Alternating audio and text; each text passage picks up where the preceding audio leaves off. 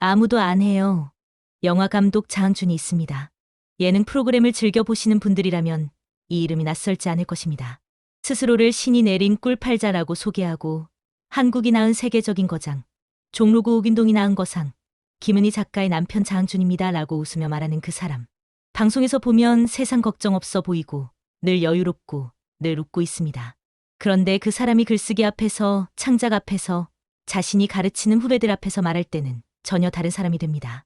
냉정하고 정확하고 타협이 없습니다. 그리고 그 자리에서 방법을 가르쳐 준 뒤 반드시 한마디를 덧붙입니다. 아무도 안 해요. 이 말의 무게를 이해하려면 먼저 한 여자의 이야기를 해야 합니다. 장항준의 아내이자 드라마 시그널과 킹덤을 쓴 작가 김은희의 이야기를. 지금의 김은희는 화려한 이름입니다. 한국의 아가사 크리스티, 넷플릭스가 먼저 찾아오는 작가, 시청자들이 이름만으로 기대를 거는 작가. 하지만 이 이름이 세상에 알려지기 전 아주 오랫동안 그 이름은 아무것도 아니었습니다.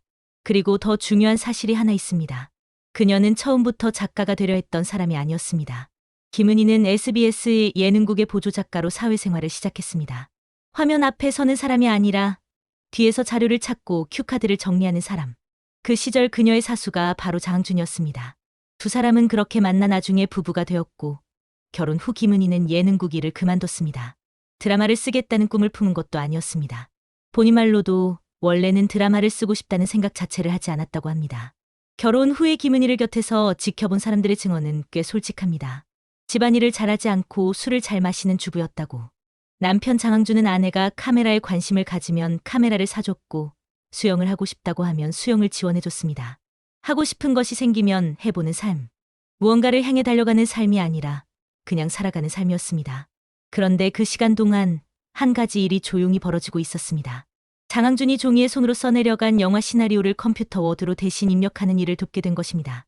대단한 계기가 아니었습니다. 남편의 원고를 타이핑해주는 단순한 조수 일이었습니다. 그런데 그 과정에서 무언가가 천천히 일어났습니다. 그냥 두드리던 손가락이 문장을 읽기 시작했습니다. 왜 이 장면 다음에 저 장면인지, 왜 이 대사가 저 대사보다 더 살아있는지 구조가 보이기 시작했습니다. 그리고 시간이 꽤 흐른 뒤 조용히 남편에게 말했습니다. 쓰는 법을 알려달라고. 장항준은 가르쳐주겠다고 했습니다. 그런데 나중에 방송에서 이렇게 말했습니다. 바로 늘지는 않았어요.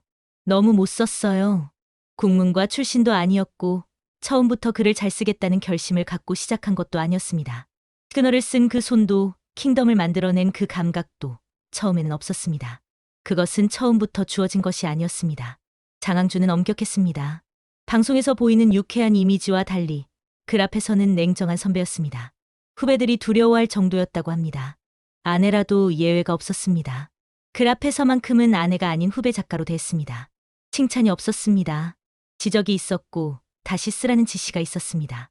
김은희는 첫 드라마 작품인 위기일발 풍년빌라를 쓰는 내내 남편에게도 함께 작업한 감독에게도 단 한 번의 칭찬을 듣지 못했다고 직접 밝혔습니다.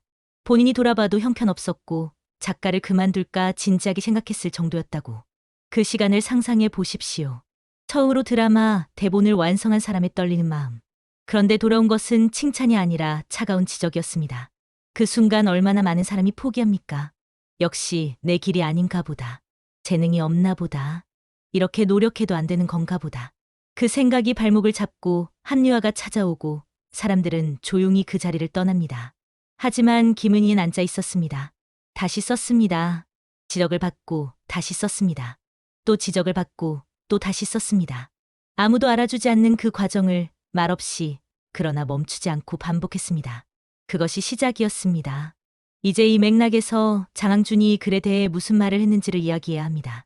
그가 후배들에게 실력을 비약적으로 높이고 싶으면 반드시 해야 한다고 알려주는 방법이 하나 있습니다. 복기입니다. 단순히 영화를 많이 보는 것이 아닙니다. 단계가 있습니다. 첫 번째는 그냥 봅니다. 감상적으로 한 편의 이야기를 있는 그대로 받아들이며 봅니다. 두 번째는 같은 영화를 다시 봅니다.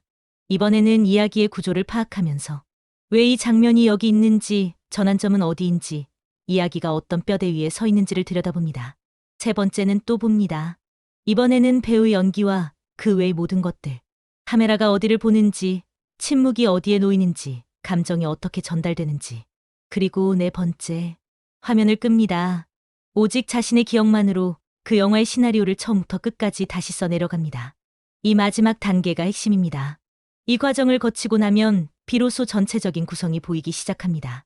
머리로 이해한 것이 손을 통해 몸으로 내려오는 순간입니다. 거장의 호흡과 구조를 분석하는 것이 아니라 새기는 일입니다. 이해는 지식이고 체화는 실력입니다. 그리고 실력은 지식으로 만들어지지 않습니다. 방법 자체는 명확합니다. 복잡하지도 않습니다. 그런데 장항준이 이 방법을 알려주고 나서 하는 말이 있습니다. 담담하게, 그러나 그 무게가 결코 가볍지 않게. 아무도 안 해요. 지루하고 고통스럽고 당장 결과가 보이지 않기 때문입니다. 방법을 가르쳐주면 모두 고개를 끄덕입니다. 이해했다고, 해보겠다고 합니다. 그런데 실제로 하는 사람은 없습니다. 사람은 결과가 보이지 않는 행위를 본능적으로 회피합니다. 지금 당장 아무 변화도 없고 아무도 알아주지 않고 어디까지 왔는지 측정할 수도 없는 반복. 그 앞에서 인간의 뇌는 자동으로 더 빠른 길, 더 눈에 보이는 방법을 찾습니다. 그것은 의지의 문제가 아닙니다. 설계의 문제입니다. 그런데 김은희 작가는 달랐습니다. 그 방법을 듣고 묵묵히 그 고통스러운 과정을 끝까지 해낸 사람이었습니다. 아무도 보지 않는 방에서, 아무도 알아주지 않는 시간 동안. 그리고 프로와 아마추어의 차이도 결국 여기서 갈립니다. 장항준은 그 차이를 속도라고 말하지만 더 정확하게는 이것입니다. 아마추어는 처음부터 완벽하게 쓰려다 첫 줄에서 멈추고, 프로는 일단 끝내고 30번, 40번을 고쳤습니다. 수정의 횟수가 작품의 깊이가 됩니다. 그리고 그 반복의 출발점에 복기가 있었습니다. 아무도 안 합니다. 그러므로 하는 사람이 이깁니다. 이제 이 이야기를 더 넓게 열어보겠습니다. 이것이 비단 글쓰기만의 이야기가 아니기 때문입니다. 코비 브라이언트는 매일 새벽 4시에 혼자 코트에 나왔습니다. 팀 동료들이 일어나기도 전이었습니다. 그를 아는 코치가 말했습니다. 그 시간에 그 체육관을 보는 사람은 나밖에 없었다. 세상은 나중에 그를 역대 최고의 선수 중 한 명이라고 불렀습니다. 하지만 그 평가는 조명 아래 만들어진 것이 아니었습니다. 아무도 없는 새벽의 체육관, 아무도 보지 않기 때문에 아무도 하지 않는 그 시간이 그를 만들었습니다. 분야가 달라도, 시대가 달라도 이 패턴은 바뀌지 않습니다.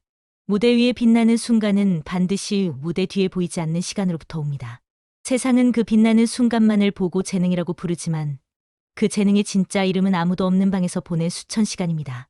그리고 그 방에 스스로 들어가는 사람은 언제나 소수입니다. 강물은 깊어야 멀리 갑니다. 표면이 빠르게 흐르는 얕은 강은 오래가지 못합니다. 소음을 내며 달리는 물은 여울목에서 흩어집니다. 하지만 조용하고 깊은 강은 멀리 흐릅니다. 세상이 알아채기 전부터 이미 바다를 향해 흘러가고 있습니다. 김은희 작가의 무명 시절이 그랬습니다. 세상이 그 이름을 모르던 시간 동안 아무도 알아주지 않는 책상 앞에서 그녀는 깊어지고 있었습니다. 그런데 여기서 우리가 반드시 짚고 넘어가야 할 것이 있습니다. 버티는 것만으로는 충분하지 않다는 사실입니다. 방향 없는 인내는 순교가 아니라 방황입니다. 아무도 안 하는 것을 한다는 것이 무작정 고생한다는 뜻이 아닙니다. 올바른 방향으로, 올바른 방법으로 매일 조금씩 나아진다는 것입니다. 그렇다면 올바른 방향은 어떻게 합니까? 그것은 자신보다 앞선 사람의 것을 분해하고 흡수하는 과정에서 옵니다. 좋은 대본을 읽고, 덮고, 다시 쓰는 행위. 그것은 단순한 복사가 아닙니다. 그 사람이 어떤 선택을 했는지, 왜 그 선택이 효과적인지를 손으로 느끼는 과정입니다. 좋은 것을 몸으로 배우는 과정입니다. 그리고 그 과정이 쌓이면 어느 순간 자기만의 목소리가 생깁니다. 흉내에서 시작해 자신이 됩니다. 김은희 작가가 지금의 자기만의 색깔을 가진 것도 처음에는 배움에서 시작했습니다. 남편의 시나리오를 타이핑하며 구조를 익혔고, 남편의 냉정한 지적을 받으며 감각을 다듬었고, 칭찬 없는 기 시간을 통과하며 단단해졌습니다. 그 과정은 화려하지 않았습니다. 누가 봐도 멋진 이야기가 아니었습니다. 하지만 그 과정이 지금의 그녀를 만들었습니다. 그리고 그 과정을 지금도 반복하고 있습니다.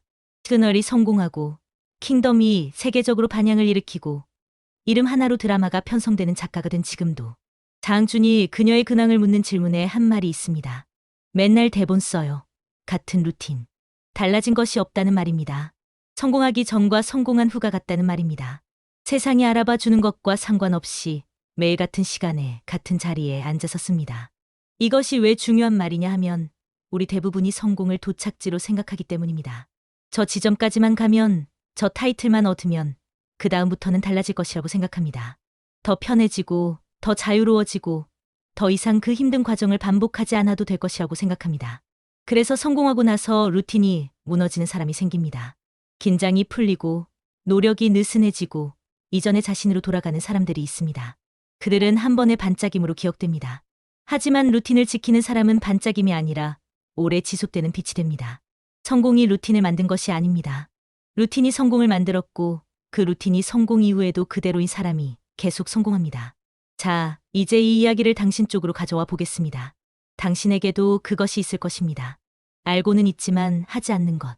방법도 알고 해야 한다는 것도 알고 마음만 먹으면 오늘 당장 시작할 수 있는데 오늘도 하지 않은 것.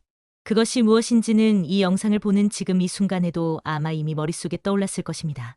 그리고 그 아는 것과 하는 것 사이의 거리가 지금 당신과 원하는 자리 사이의 거리입니다. 씨앗은 땅 속에서 오랫동안 아무것도 하지 않는 것처럼 보입니다. 물을 줘도 햇빛이 닿아도 겉으로는 아무것도 변하지 않습니다. 그래서 많은 사람들이 파냅니다. 이 씨앗은 죽었나 보다. 이 땅은 안 되는 땅인가 보다. 그리고 그 순간 그들이 알지 못하는 것이 하나 있습니다. 땅 속에서는 뿌리가 내려가고 있었다는 것을. 눈에 보이지 않는 방향으로 아무도 모르는 깊이로 조용히 단단하게. 그리고 씨앗이 파이는 바로 그 순간까지도 뿌리는 멈추지 않았다는 것을. 지금 당신의 시간이 그럴 수 있습니다. 아무것도 변하지 않는 것 같고 아무도 알아주지 않고 이 노력이 어디로 가는지 보이지 않는 그 시간. 그 시간이 낭비처럼 느껴진다면 이것만 기억하십시오.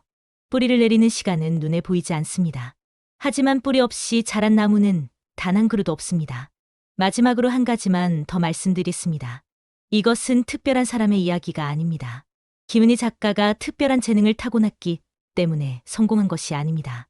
처음에는 너무 못 썼고 단 한 번도 칭찬을 받지 못했고 그만둘까 생각했던 사람이었습니다. 그런 사람이 지금의 자리에 선 것은 아무도 안 하는 것을 했기 때문입니다. 남들이 멈춘 자리에서 한 걸음 더 갔기 때문입니다. 아무도 보지 않는 곳에서도 어제와 똑같이 앉아 있었기 때문입니다. 그것은 당신도 할 수 있는 것입니다. 인생의 격차는 무대 위에서 결정되지 않습니다. 남들이 보지 않는 뒷모습에서 아무도 없는 책상 앞에서 오늘도 조용히 자기 계절을 준비하는 사람과 그렇지 않은 사람 사이에서 결정됩니다. 장항준이 후배들에게 방법을 알려주고 나서 하는 그 말, 아무도 안 해요는 결국 이것이었습니다. 아무도 안 한다. 그러니 하는 사람이 반드시 가게 되어 있다. 한 가지만 묻겠습니다. 지금 이 영상이 끝나고 나서 당신은 무엇을 할 것입니까? 이것이 오늘의 질문입니다. 내일이 아닙니다. 다음 주가 아닙니다. 이 영상이 끝나고 난 바로 그 다음입니다. 더 많은 지혜는 지혜 수집관에서 확인하실 수 있습니다.